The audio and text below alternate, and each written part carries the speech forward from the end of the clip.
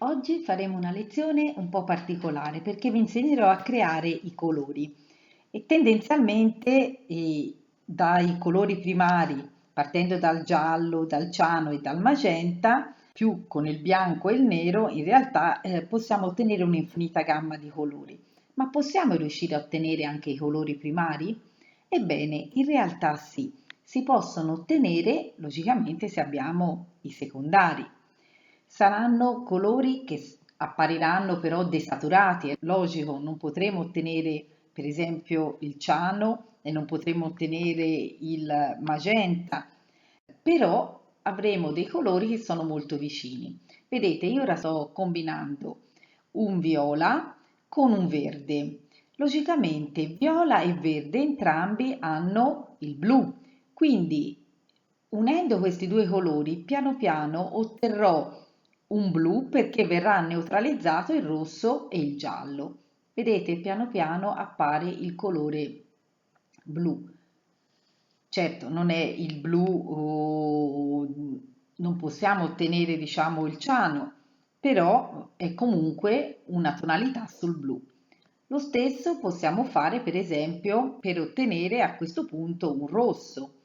Prendo i due colori secondari, sempre il viola che contiene il rosso, perché lo sapete è fatto dal rosso e il blu, prendo un arancio e l'arancio lo sapete è combinato dal rosso col giallo, verrà in questo caso neutralizzato il blu e il giallo e otterremo un rosso.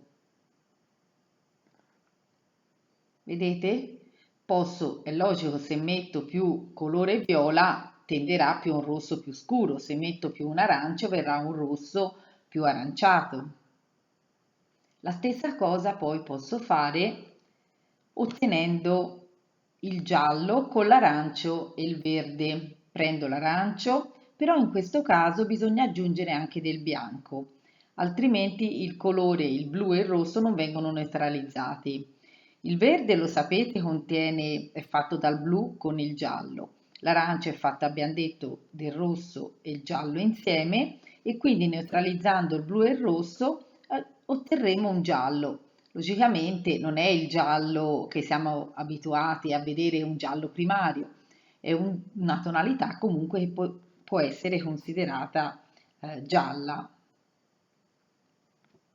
Quindi avete visto benissimo come esistono infiniti colori che possono essere creati non solo a partire dai tre primari, ma possiamo crearli anche con una tavolozza a volte molto ridotta o combinando insieme secondari e terziari.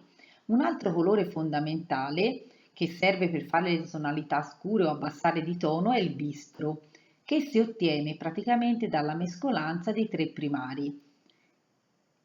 Anche se non è per forza il ciano, il magenta o il giallo, possiamo comunque unire un blu, un rosso e un giallo e vedrete in base alle percentuali che uniremo di questi colori otterremo un bistro più o meno scuro.